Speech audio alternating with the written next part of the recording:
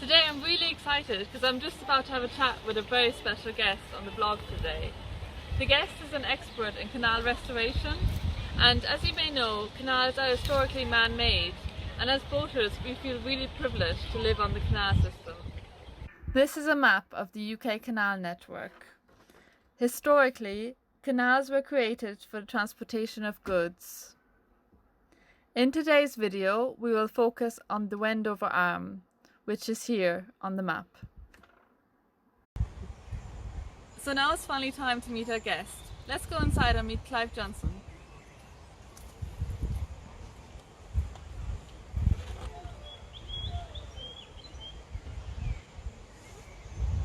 Hi Clive, how are you? Hi, I'm very well, thank you. Thanks for joining us today. So you've been part of the Wendover Arm Trust for almost 30 years now, which is quite a long time.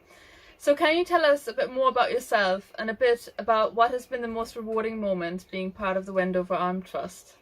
As you say, I've been helping restore the Wendover Canal since 1992, but it started even well before that.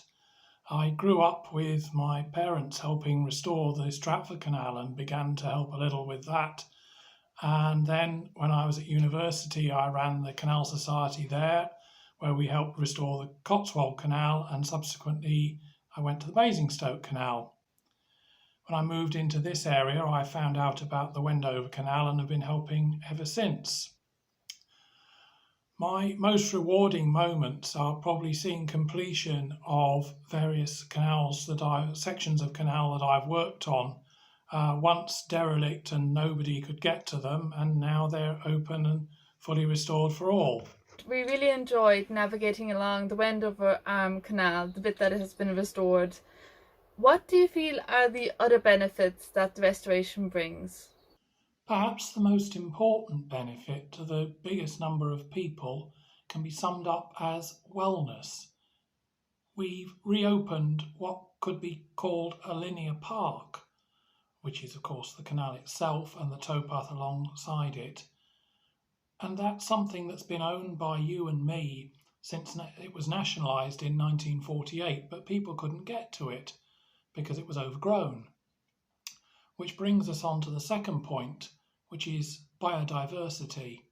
We have already made big net gains in biodiversity. People think that the Chilterns, where the canal is naturally open fields and pleasant looking farmland and trees. It isn't. If you leave the Chilterns alone for 100 years, what you get is thick 20-foot tall hawthorn scrub which chokes out absolutely everything else.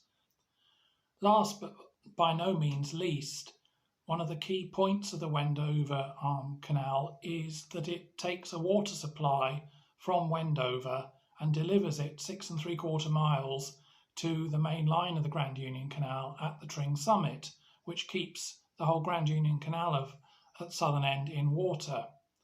But at the moment that water supply is interrupted. It drops down into a 100-year-old pipeline which leaks like a sieve, and then down further into the reservoirs, from where it has to be pumped back up. Whatever's left is pumped back up again by the pumps at Tringford. When we've reopened the whole Wendover Canal, all of that will flow without leaking, by gravity, no pumping, for people to enjoy on their boats on the main Grand Union Canal. Fantastic. What do you feel has been the Wendover Arm Trust's biggest achievement so far? The Wendover Arm Trust's biggest achievement so far is probably the section you cruised, namely through Little Tring Bridge and down to the winding hole at the current end of navigation. Until a few years ago, none of that was there. You actually came to a dead end at Tringford pumping station and then had to back out, which, as I'm sure you've found, is very difficult to do in most canal boats.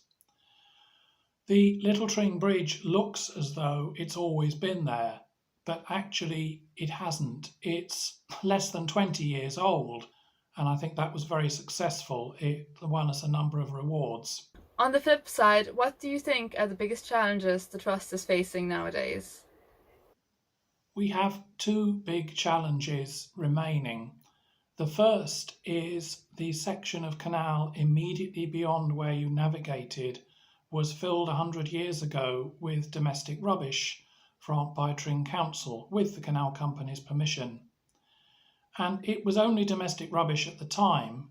Unfortunately, 100 years later, it's been tested, and by modern standards, it's potentially toxic. The Trust will do the right thing and make sure that when that rubbish is removed, it's done so safely to somewhere permanent. Secondly, we have 3 dropped bridges to deal with, 2 near Buckland Wharf and 1 near the RAF base at Halton. To raise the money to have these big challenges addressed, we're going to have to step up a gear, and that's what the Wendover Arm Trust Council is currently working on. For 30 years now, we've been pretty good at doing restoration day after day, month after month, but we haven't really shouted or told anybody about our achievements, and we certainly haven't gone out of our way to involve other people to support what we're doing. That all needs to change, and that's what we're currently working on.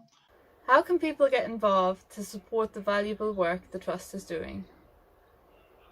To get involved, I suggest people look for our website, which incidentally I look after as well as doing some restoration, and that's called wendoverarmtrust.co.uk. You should be able to find it just by Googling Wendover Arm or Wendover Canal.